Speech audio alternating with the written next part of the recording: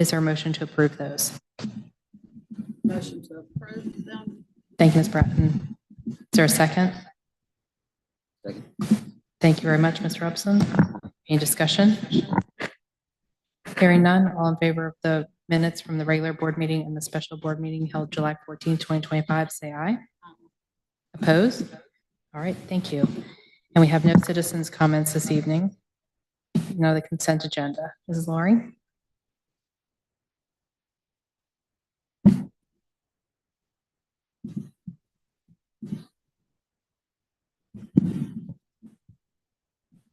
Good evening. Good evening. Do not have any changes to the personnel actions that are presented to you tonight. Thank you. Is there a motion to approve the consent agenda as given? Make a motion. Thank you, Ms. Bratton. Is there a second? Second. Thank you, Ms. Ogden. Any discussion? Yeah, I have a question. I thought that there was another position creation earlier today. It was a communications in the schools, a stipend. Is that on here? Because I'm not finding it now. Action was already taken on that. What? Action was already taken on that in a previous agenda. Was it on this agenda earlier? Mm, Because that's what I took a picture. Yeah, I have not seen a copy with school communicators. That was from the previous agenda. Yeah, thank you.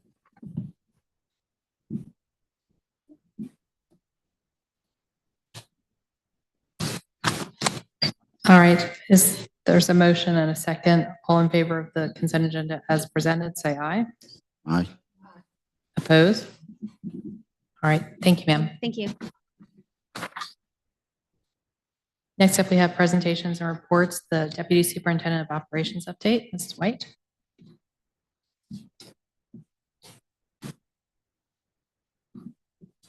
Good evening.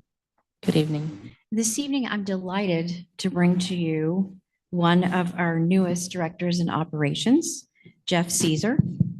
As a safety director for Jefferson County Schools, Jeff Caesar's extensive experience from 21 years as a special agent with the FBI and a leader in the FBI brings invaluable expertise to Jefferson County schools. His role is critical in developing and implementing comprehensive safety protocols, emergency preparedness plans, and fostering a secure environment for all students and staff within the school system.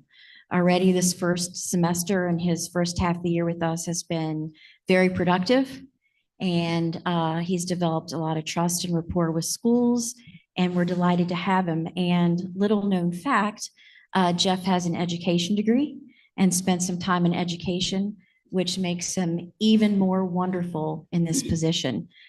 Tonight, I'm delighted that Jeff can share with you what he's accomplished, and we can look forward to a peek at what he will bring to Jefferson County Schools in the future. So without further ado, Jeff Caesar. Thank you, Ms. White. Thank you all for letting me speak here tonight. Started in January and like to talk a little bit about the safety plan and safety team that we're developing here in Jefferson County and trying to leap forward and get ourselves ready for that growth that's coming into our region, as everybody can see. Again, starting in January, our first position that we took here in Jefferson County was to establish a task force with our law enforcement partners in this county. Historically, we relied heavily on the sheriff's office, which we have a school resource officer in the sheriff's office at the high school, and then we also have one for Charlestown Police Department at the high school, at this high school here.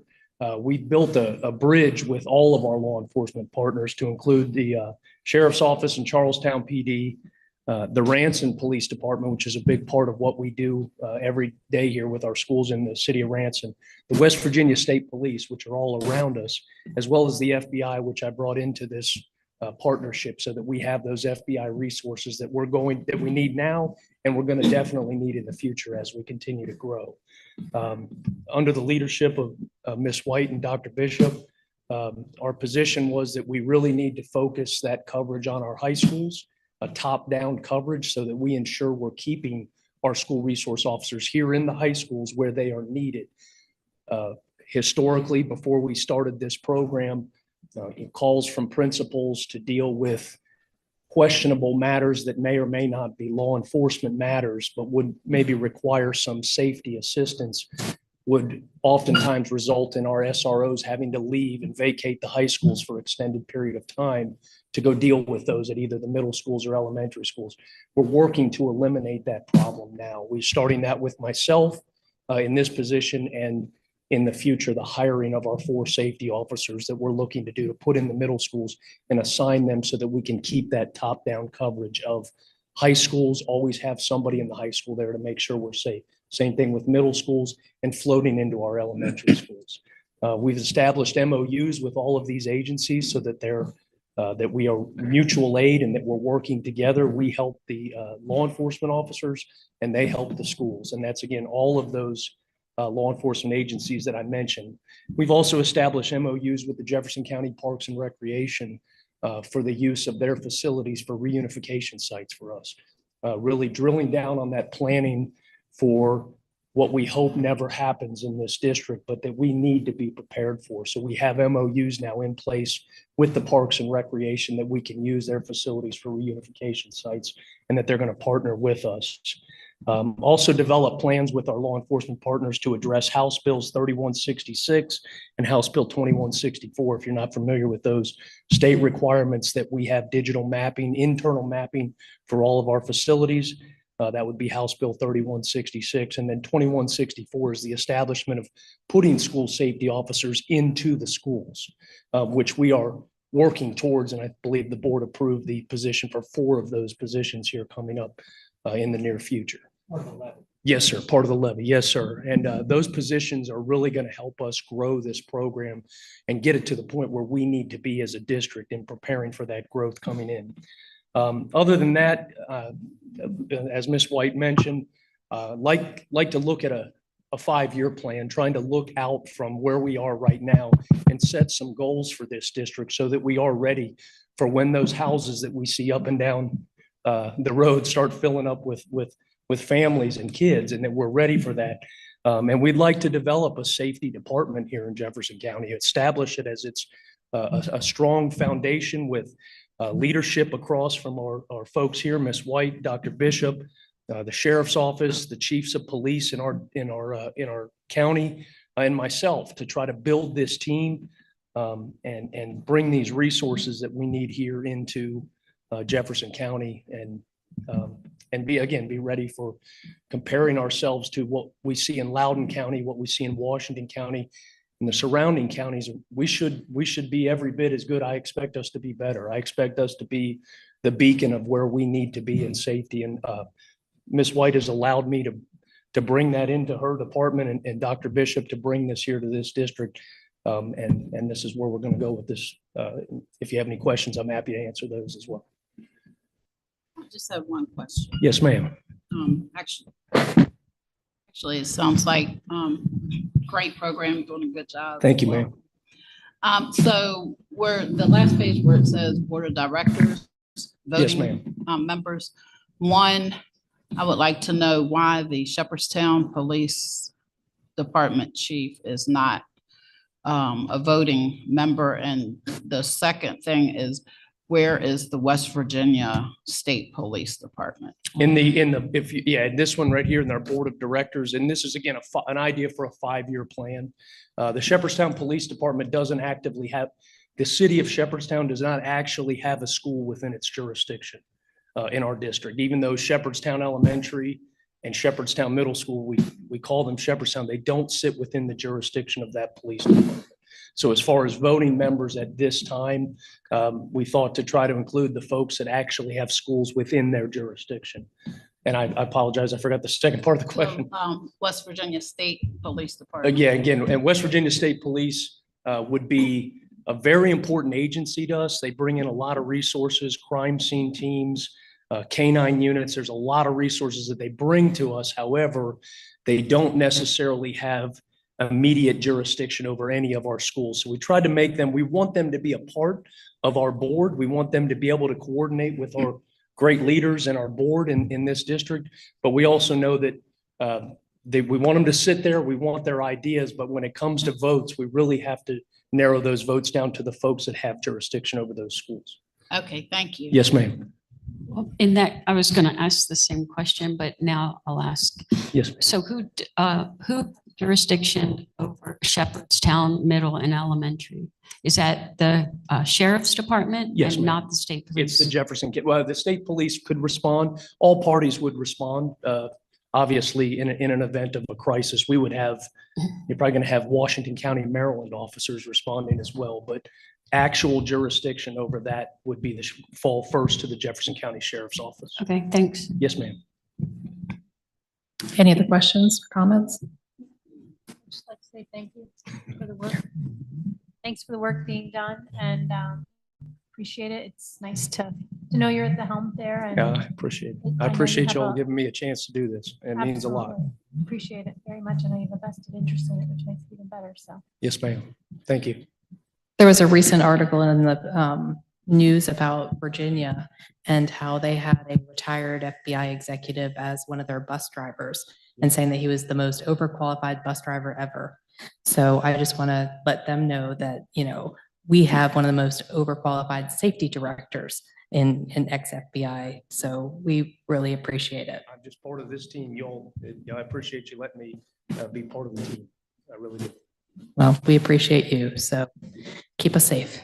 Yes, ma'am. Just a couple of things to follow up with Jeff's presentation. The House bill regarding with the mapping. We have a year, basically next September, not the coming September, but September of 26 to have that in place. That's correct. They did release the grant application today. I shared it with Yes. Jeff through our superintendent's email, and he's ready to go, and you ready to probably go. may already have it submitted because we've been waiting on this to happen. Joyce and I had this conversation when I started here 2 years ago about what our vision was for safety in Jefferson County. And we were fortunate enough that Jeff was available because our vision, it's difficult to replicate. I had something similar in my previous stop, and it's difficult to replicate that if you don't have the right person at the helm. And we're very fortunate to have Jeff, and I'm not sure that Joyce and I, so as much as we know about school safety, this guy's an expert.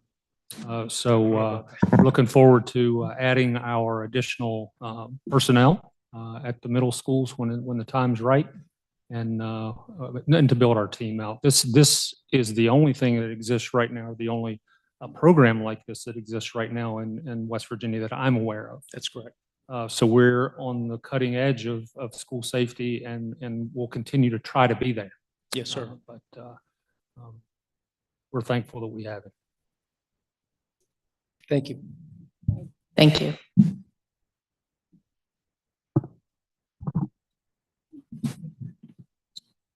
All right, discussion and possible action on Neola policy updates for July.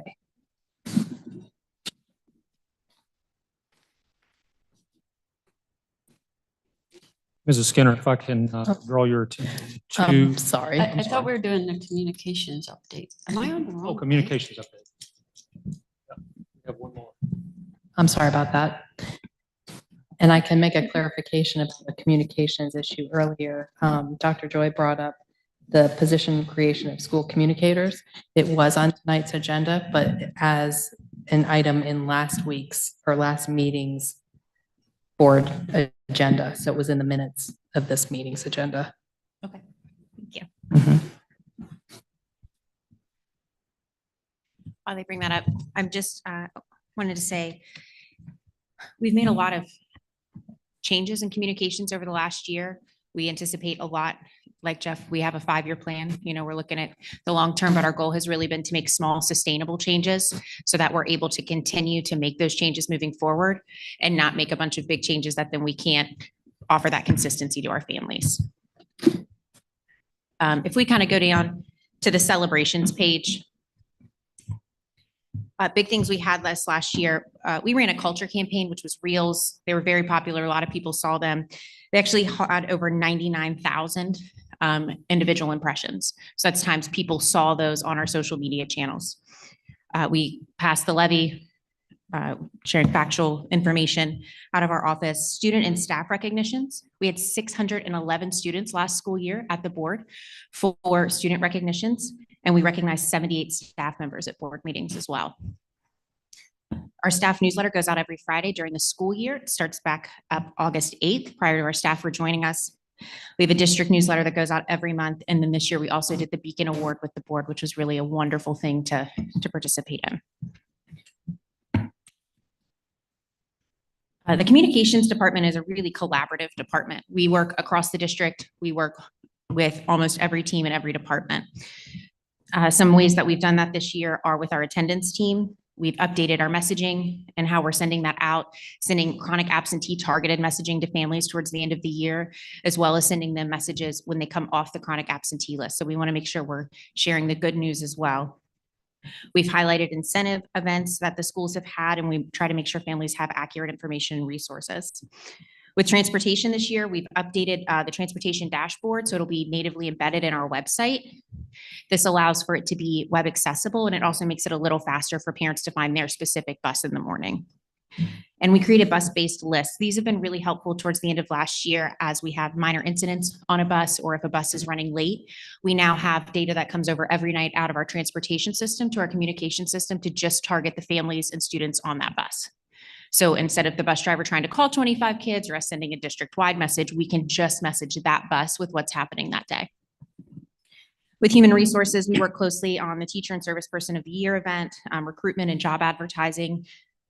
I probably talk to Amy as much as I talk to my husband, so I really appreciate her efforts. And instruction, messaging and media support, flyers, graphics, just making sure they have everything they need for professional development, information to be shared out with our families. And with our schools, the biggest piece has been highlighting their events and sharing information. And we'll talk a little bit about more what we're hoping to achieve with them this year. The Family Communication Survey, this is our second year running this, and this is really how we measure the effectiveness of what we're doing. I like data. I think data is very important. And so this year, running it against the one we'd done last year for the first time really gave us an opportunity to look at where our efforts were most effective.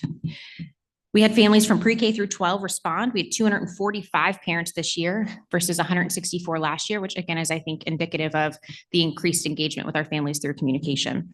16 schools responded. We didn't have anybody specifically select OLC or JVA, but they may have selected their home school when they were participating in the survey, but their families were included in the outreach. A lot of this data is comparative. So for information sources, last year, you can see there was a really high number of people who said social media was one of their top information sources.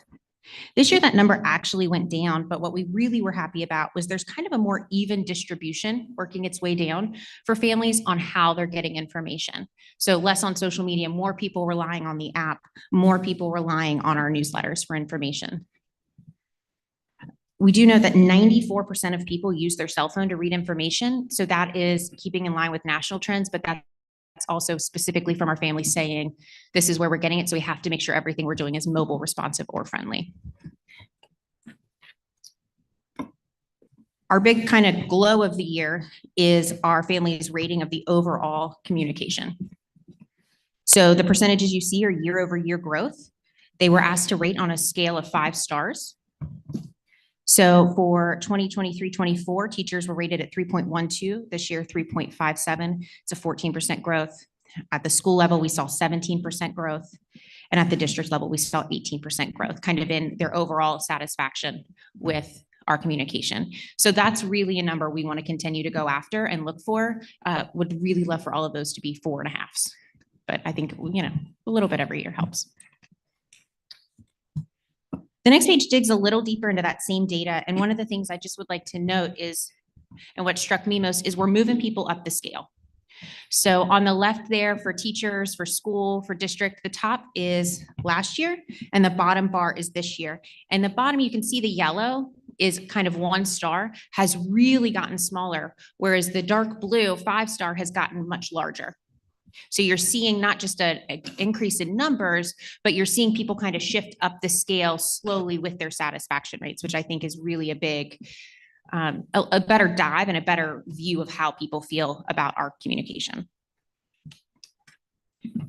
The The next page is trust based on communication. This is really important to me. I think families, if they trust you to send them the right information, we can be more proactive.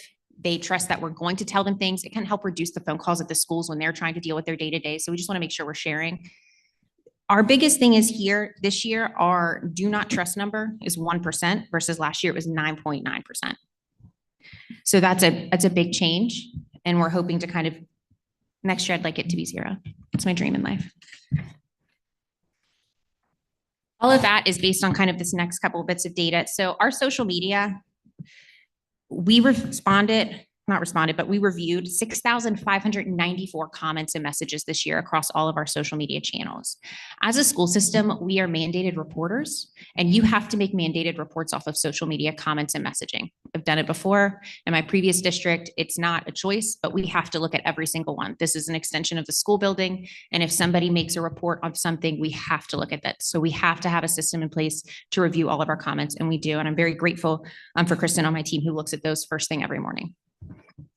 We saw 14% audience growth, 14.5 across all platforms, and 847% growth in engagement, 550% growth in impressions, and we posted 1,130 pieces of content last year.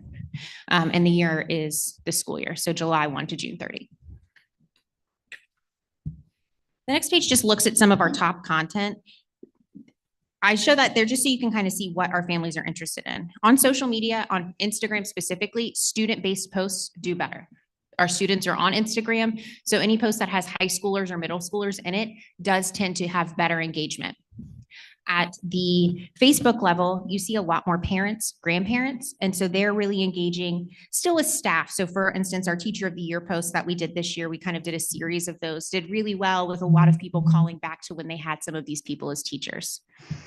So shout outs to staff who have done, incredible things. And then our calendar is always a big hit. The information about the new Ranston also did really well across districts for about a month. We saw a lot of engagement with those posts. The next is media. And I will say, I apologize. This was added today. This is the only 2 slides that were added today are media and earned media.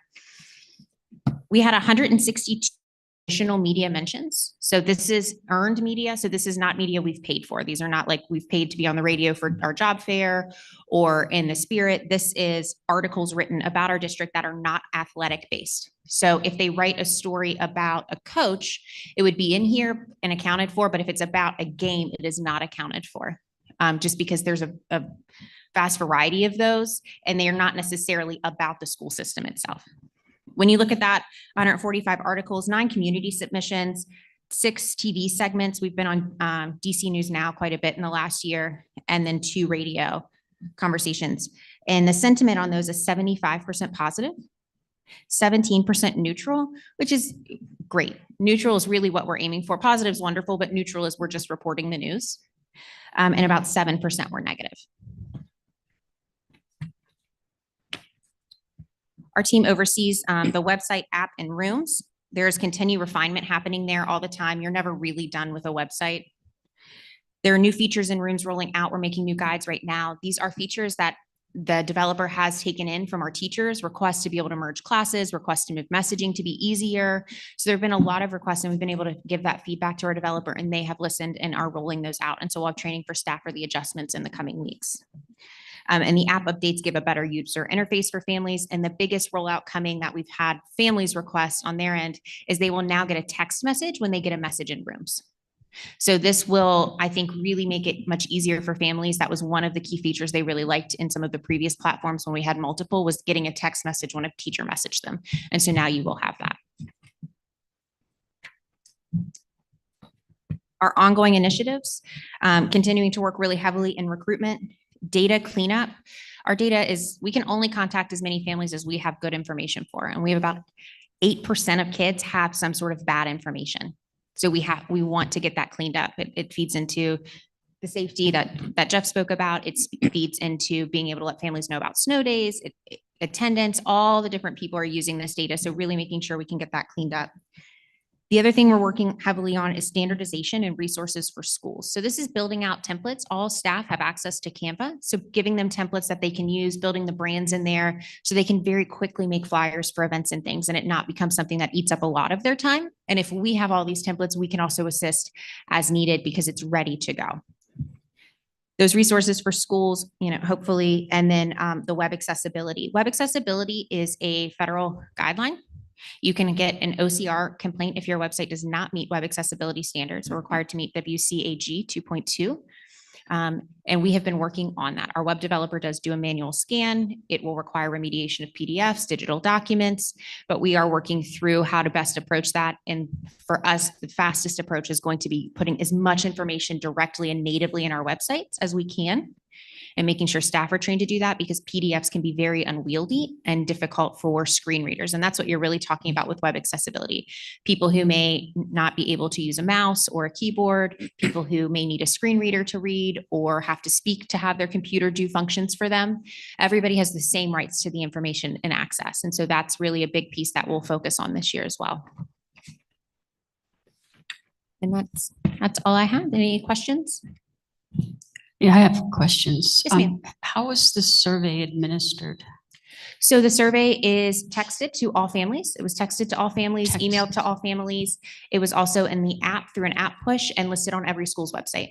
Was there any way to regulate how often one person responded? So could one person respond many times? In theory, yes, because to be as fair to people as possible, the data was fully anonymous. So there was no way for me to verify email because I wanted people to feel comfortable giving their true ratings. I will say, reading through kind of it, I didn't see a lot of repetition of exact things. So I wouldn't think that happened, but no, I don't have a way to validate that. That's all. Thanks. Absolutely. I would like to bring two things up. One, I know you all are probably tired of hearing this, but on the website, the front page, top page, it should be a button for the board members and that should include the superintendent because I get so many questions about where do you find the board members' information? Like, how do you get in touch with them? That's because it's embedded in this website. It's not right there for a person to find. It's hard to find. I had to look for it.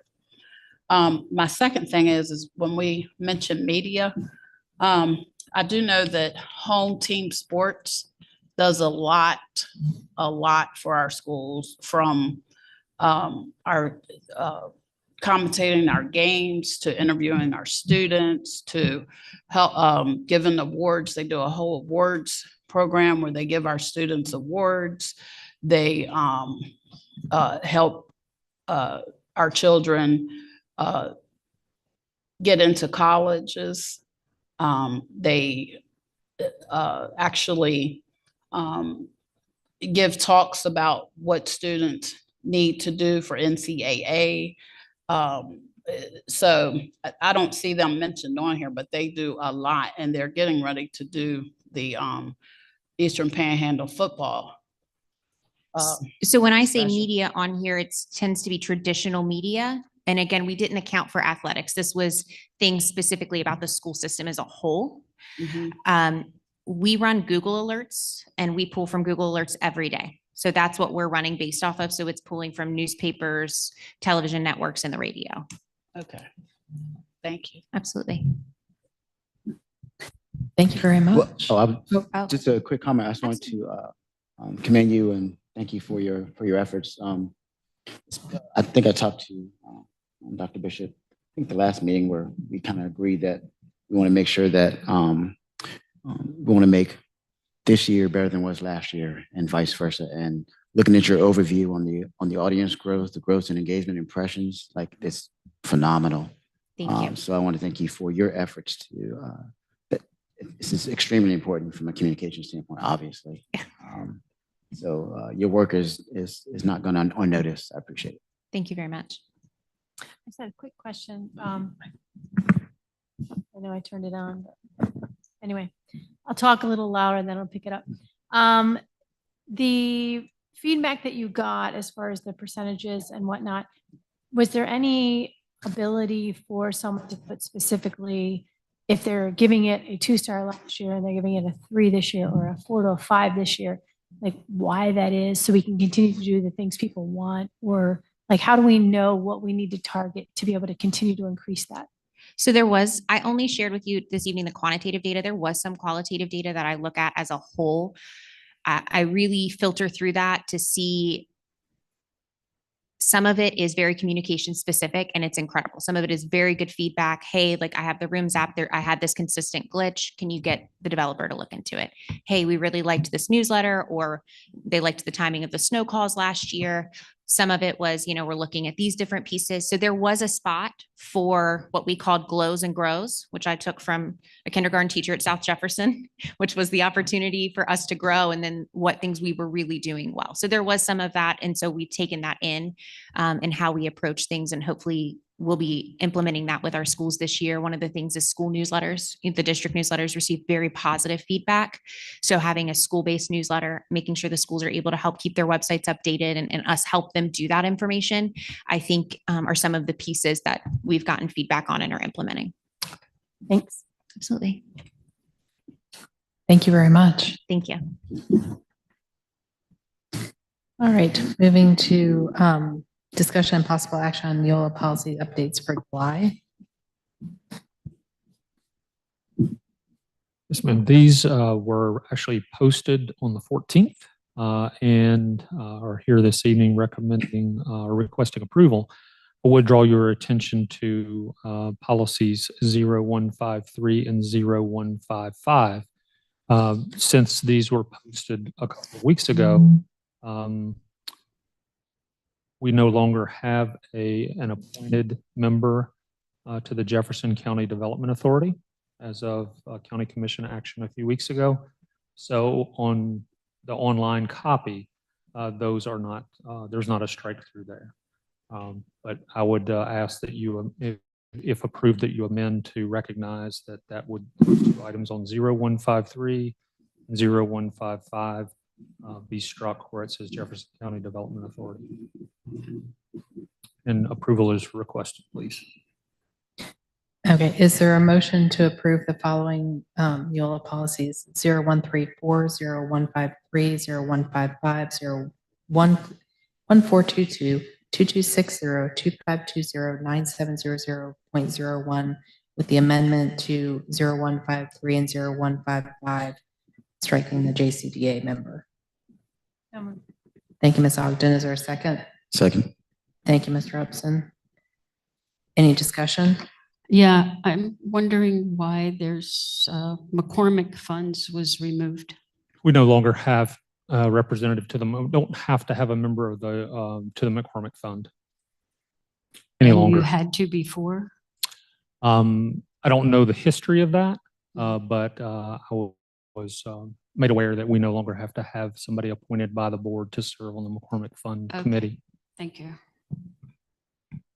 Any other comments or questions? Hearing none, all in favor of approving policies 0134, 0153, 0155, 1422, 2260, 2520, 9700.01, with the amendment of 0153 and 0155. All in favor, say aye. Aye. Opposed?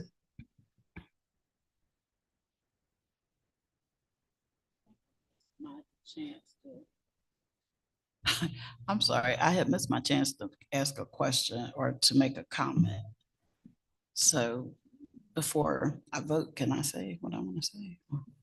Well, the motion was voted on and passed, but if you have a comment, go ahead. Okay. Feel free to make it at this point. So, well, my vote is aye, so just, that's okay, don't worry about it. Because if it's going to pass without giving Okay. consideration what I have to say, that's all right. And that's my fault because I'm. All right, thank you. Next up, we have discussion and possible action on recommendations by the McCormick Committee for school year 26.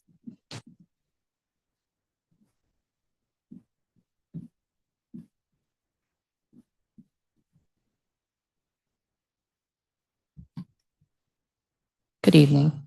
Good evening. I'm Suzanne Swartz, and I am a member, the chairperson of the McCormick Grant Committee at Jefferson High School. And I can answer your question. When this committee was first formed, because I was on it when that occurred, that's why I'm still on it for continuity purposes. We met as a committee, and there was a member of the board who was on it, and he and the coordinator of curriculum instruction at the time decided they kind of, the money that was given to the school, they decided that it would be good to put it as a grant. So at that point, we didn't have to come here and present to the board. A board member came, and since they were instrumental in getting it started, then Mr. Daugherty, who was the person at the time, he was just the board member that attended at the time. But now there's been a lot of changes that have happened through the trust and the Bank of Charlestown and everything, that now someone has to come, and we don't approve the grants, we recommend them for approval, the committee. So since we're presenting to the board, then a board member really doesn't have to be present at our meetings.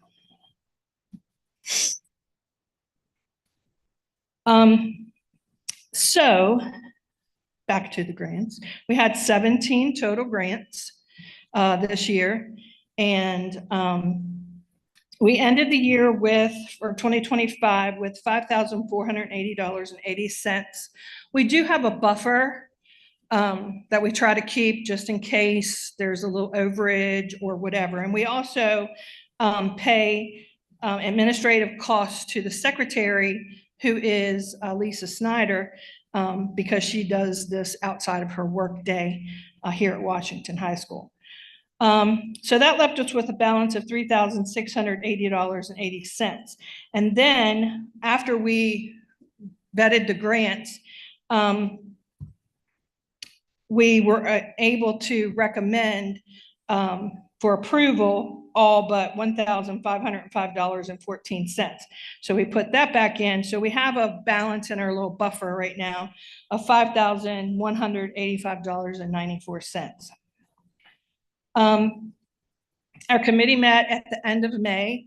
Mrs. Group, the principal, W. McCauley from finance, board finance, our faculty senate president, Michael Janey, 3 teachers from Jefferson, Phil Sudam, Mariah Dorfner, Amy Vickers, and myself were there, and we vetted these grants. They got them, everybody got them ahead of time, so they knew what they were. And so we discuss, and we come up with what we want to present to you for approval. So the amount that we received from the Bank of Charlestown, who handles the trust, was $148,495.06. Way back when we started this, it was determined that 10% would go to the media center. So $15,849.51 of that automatically goes, well, it was the library at the time, now it's the media center. So that left us with $133,645.06 to grant.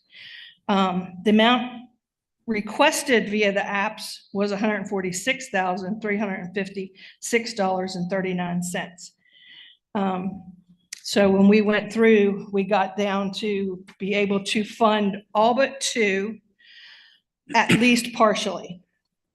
And so I'll just go through them very quickly and explain why some of them were partial. So the first 2 are for Krista Crawford, who is a dance instructor at Jefferson High School. The first one is for her dance class in the amount of $7,500. And the second one is for charisma in the amount of $8,500. And choreography is one of the items that she listed. They're there to denote what they're going to spend the money on.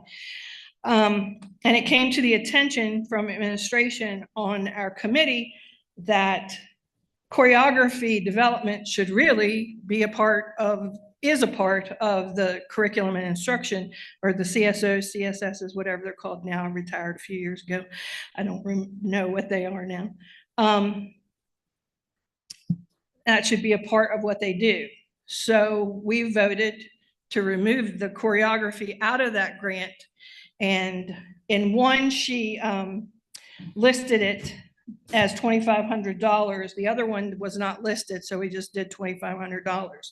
So we are recommending $5,000 for the dance class, for the spring dance costumes, props, and music, and $6,000 to Charisma, which is their dance team, for costuming, visual elements, props, accessories, and set pieces.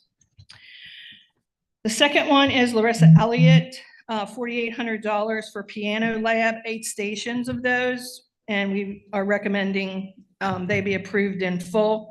The McCormick grant actually bought the ones, or paid for through a grant, the ones that are existing, and they've been there a long time, so it's much needed. Larissa Elliott also put in $13,300 for the color guard costumes, flags, equipment, props, backgrounds, prop carts, also used for background screens. And we deducted the prop carts. She had actually put in a grant, because we do tell them that sometimes we have to do partial grants. And she said, you know, as she prioritized, that could be waited for next year. So we took the $1,500 out.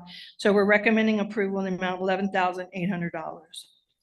Jennifer Glimpf for $2,100. Past couple years, she's had the Appalachian storyteller Adam Booth come and do 6 to 7 workshops at Jefferson. So we're recommending that in full again.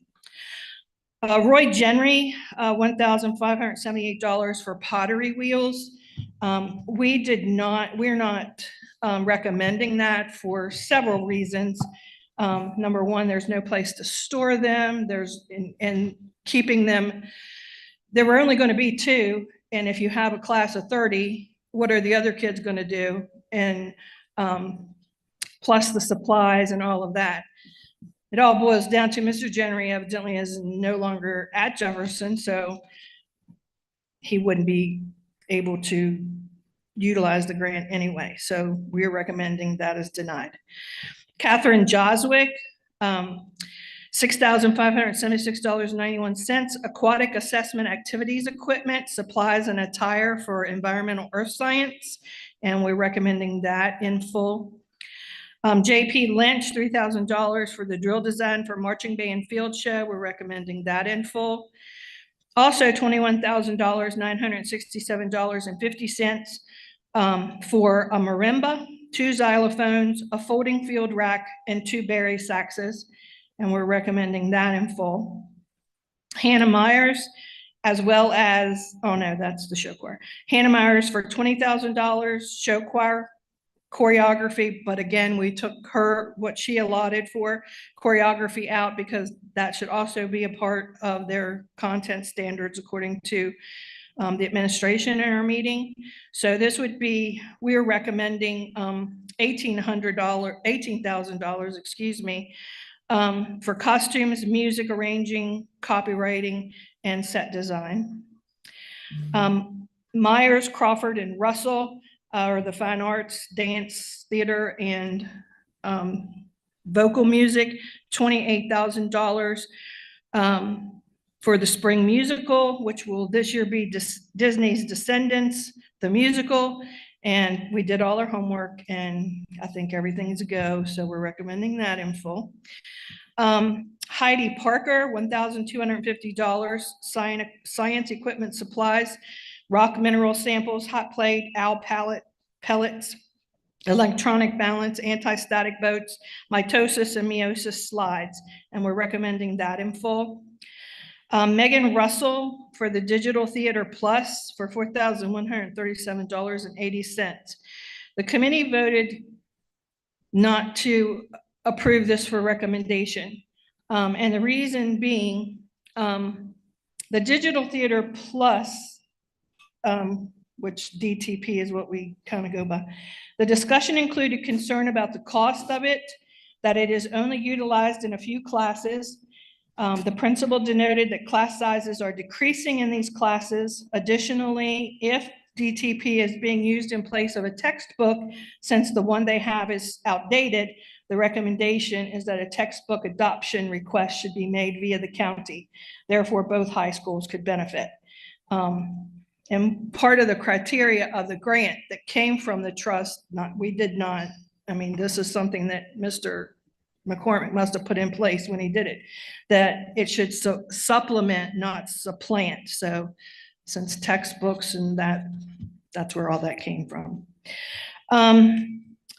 She also put in $14,300 for a lighting console for the auditorium. The other one was struck by lightning and they've been using a borrowed one. So we are recommending that in full because all of the fine arts use the auditorium and learn how to do all of that stuff, and plus the community.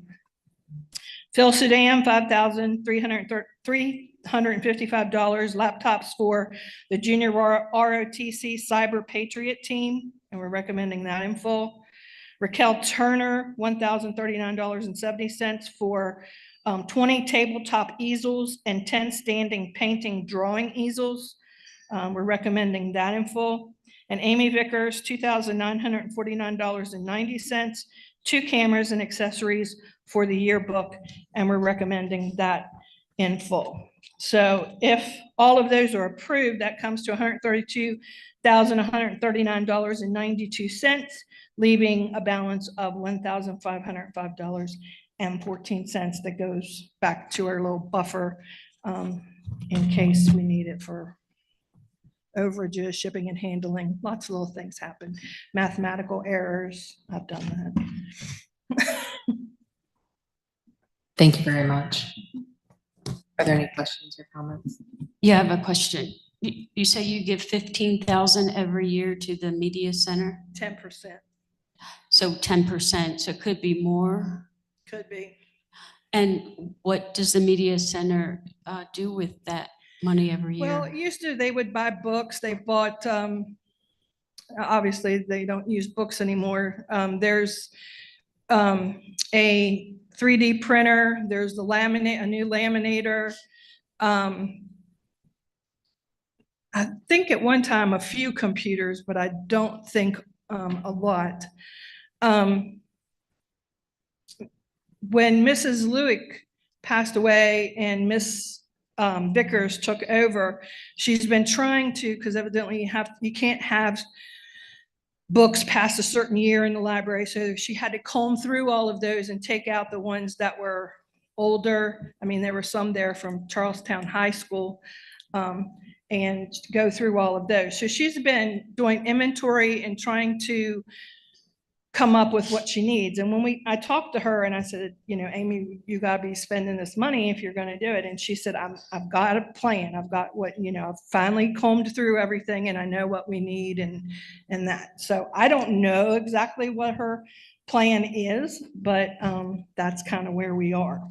Is this something that may be revisited, that the standard 10% is Well, changed? we have, back before Miss Lewick passed, she didn't spend a lot and and we reduced the percentage. So, I mean, yeah, there's always the opportunity, but we have done that. When this first started, this was not, you all have been here and you see $150,000 every year. When we first started out, it was in an account that rose and fall with the stock market. So one year we may have had 150,000 and the next year we may have had 50. So that's where it kind of evened out. But then they put it in a trust or foundation. I can't remember. It was either in a foundation and went to a trust or now a trusted foundation, so that it is more equal every year. I have another question. When you deny a request, does the person get a chance to come back and explain or give any kind of input, or is it an automatic denial? some of us do talk to them, like Mr. Genry, he had communicated with me before he wrote the grant. They were just concerned about safety, the CSOs. There, even though art pottery could be included, it wasn't a part of them. No, we did not. I mean, I sent a thing out to them. Last year we did. We had a big communication back and forth for the musical the year before So it really depends upon the situation. Sometimes the principal takes care of it. I don't know if she has spoken to anybody or not. I know she did speak to the musical people and make sure she got a copy to read and all of that before we voted. It just seems like the same people get these every year. Is it Well- because the school system doesn't? To- I don't, there's a couple new ones that I recognized Yeah, well, this I year. did go to a faculty meeting this year and talk to the people and tell them, what the process was and what they could write it for and answering questions that they have. I don't know what else to do. They take the time and they write them. Yes, they're the ones that do them every year, but I can't make the others do them. We put it out to everybody. It's disseminated on the listserv to all of the Jefferson High School faculty and staff. I went to the faculty meeting. I don't know what else to do. Well, I'm glad a special ed teacher this year received being recommended. I just remember last year the special computers for Yeah. children with physical handicaps was denied. So it just left me wondering how difficult it might be. Like, these are experienced grant writers, or I don't know how extensive the application is, but the same people just get to build their program. And Well, I think just a lot of people just don't, it takes a lot of time because you got to make sure the money's not available somewhere else. You have to get in touch with whoever's in charge of your department, like Mr. Hillman for CTE. I can't think of his name, the person who's in charge of special ed, Ms. Marcus for the most of it. Plus they've got to, itemize, not really itemize. We don't have to go down to, I'm going to get 6 nails or whatever, but at least an idea of what it's going for. And some people just don't have the time or don't take the time, or time gets away from them. thank you. I just want to say, I think you do a great job because this is a lot. And it seems like you've done meetings, and I'm sure that if people have questions or whatever it may be, I'm sure that they can come to you or someone to get questions on how to write whatever is needed. So I just think that, if others think they may want some of the money, then they should definitely look into writing what's needed or asking the appropriate questions to the appropriate people. But thank you for what you do. Thank you so much. I would just say, I think it might be helpful going forward just to see for the board 2 things. One, even if we only went back 5 years, 3 years, but to take the list that, that you have and be able to possibly do like an update, right? See, do we still have the saxophones that we paid for, so many years? I would assume we would. Mr. Lynch takes amazing care of the instruments, but what has happened to those things, or such as the science equipment or the hot plates? And because sometimes things have to be replaced. But just to be able to kind of see that. And then for the media center funds, I also think it would be helpful to have a reporting of what exactly has the money been spent on, just so that we have that accountability as well, knowing that if we're automatically approving a certain amount of funds, and media money costs a lot more money than it did when you had to replace books. So we don't know. Maybe there are more significant needs that other libraries across the state or across the country utilize those funds for, and maybe she may find there's other things there that she needs for, but Yeah, I had thought about, that we should have that listing too. I mean, before it was mostly books. Miss Lewick would always ask me, now, can I buy this? And I would tell her, no, you can't buy curtains and, but, and Amy has come to me a couple times, but I just don't know exactly what she's thinking about. I know she was wanting to do something like be able to bring kids in and teach them about how to use things in the library and stuff. So I really don't know exactly what she has in mind, but I'll get that information. thank you for the extra effort for sure. It's a lot of work. It's my pleasure. All right, is there a motion to approve the 2025 McCormick Grant Committee recommendations for the 25-26 school year? Make a motion. Thank you, Ms. Bratton. Is there a second? Second. Thank you, Ms. Ogden. Any further discussion? Hearing none, all in favor of approving the 2025 McCormick Grant Committee recommendations for the 25-26 school year, say aye. Aye. Opposed? Thank you, ma'am. Thank you. Next, we have board member comments and committee reports. Ms. Ogden? I would just say I had the pleasure of going to the Wizard of Oz at the Old Opera House yesterday. And it was really fun to see, even in the summertime, many of our students from, very young ages all the way up involved in local theater and just enjoying that. And as well, we had one of our high school counselors and their children as well involved in it. So I would just encourage people if they haven't seen it, it's fun and just go to support them. There's been a lot of different events that have been going on. I know staff members are definitely getting into oh my gosh, it's August 1st. Here we go. Hang on tight. So I just wish everyone the best of luck and thank you for all the effort and the hard work. Thank you. Mr. Upson? Yeah. Ms. Bratton? Thank you. Good evening. I would like to applaud and congratulate our FFA students who won different, I can't remember off the top of my head, but they won different prizes and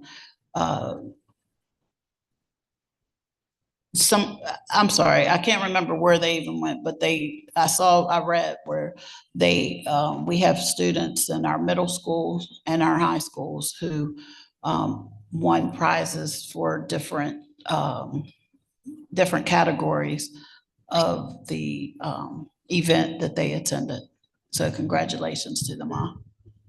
Thank you. Dr. Joy? Because I sent it to he knows what it is. It was a family, it was the Family Community, Career Community Leaders of America. It was a number of staff, CCLA, a number of students received awards. Like top honors. Excuse me? Top honors. Yes, yes. I attended the Parks and Rec meeting last week, but there's nothing really new to report. The EPIC meeting is this week. I also attended the West Virginia Leadership Conference last week, and I don't want to take up a lot of time to share everything, but I'll share a few things as the weeks progress. And one video, it's pretty old, they showed, you might remember it. A woman is given a glass and she has some little rocks and some big rocks, and the little rocks represent all the little issues you have to deal with in the day, and the big rocks represent the big issues. So the woman put all the little rocks in first, and then there was hardly any room for the big rocks. So the idea was to put the big rocks in, and then you pour in the little rocks, and then you have enough room for all of it. So I brought this back for Dr. Bishop because I know that he attended the conference because they all knew his name, and they really spoke highly of Dr. Bishop. And I didn't see one on his desk, so that's for you. Thank you. The only other thing that I wanted to say is at the last board meeting, a board member misspoke. This board was not required to take scorecard training. This board voted and chose to do this scorecard training. So that's all. Well, there we are then. Dr. Bishop, do you have any comments this evening? Just a couple of items. First, we did receive 2 comments from an anonymous source related to, it was listed as policy comments. As I read through these, they weren't really related to policy per se. The first comment was related to the McCormick grant and the equity with Washington High School and how Washington receives funding to provide similar programming. And then the second was related to PE credit earned for band, dance, and other physically active classes with now the requirement to take virtual PE to supplement that. So although it came to us as a comment related to policy, it was more of a public comment. So that's why I did not mention them during the policy discussion just a few minutes ago. We'll get the information. The person asked that that this be publicly reported at a board meeting. We'll pull the information together and I'll speak to it in the future. But I did want to make you aware of that. A federal funding update. You might have seen late last week. We were worried about Titles 2, 3, and 4. It appears that the federal administration is going to release those funds. We were told initially that there would be a 20% reduction, but now we believe that we will receive it in whole. So there will not be a reduction. So don't know what future budgets might hold, but for the time being, it appears that we will be receiving the money. We'd already received Title 1, but Titles 2, 3, and 4 are on the way. Potomac Edison update very quickly. There is still interest from Potomac Edison to purchase the 3.29 acres at Ranson Elementary School. Staff, along with others, including our architectural partner, have been combing various sources looking for updated studies. The words eminent domain were used in a most recent conversation. So we will keep you updated on how that might progress. And then lastly, every year there are a number of policies that affect our employees and our students. But this year I just want to publicly mention that House Bill 2003 was adopted by the legislature this spring, which prohibits personal electronic devices for students in schools during instructional time. Instructional time is defined as opening bell to ending bell. So we have, the board has adopted a policy. I've written an administrative guideline that follows, to implement the policy that is in compliance with the state code. So just be aware that when students return to school, that cell phones will be prohibited. So, and we'll be getting out additional information about that to family members in the future. Kelsey and I talked earlier today about a video and getting some information out to make sure that people understand exactly what the policy entails. So that's all I have. All right, thank you very much. And I don't believe we have an executive session this evening, do we? No, we do not. All right, well then 7:04, meeting adjourned. Thank you.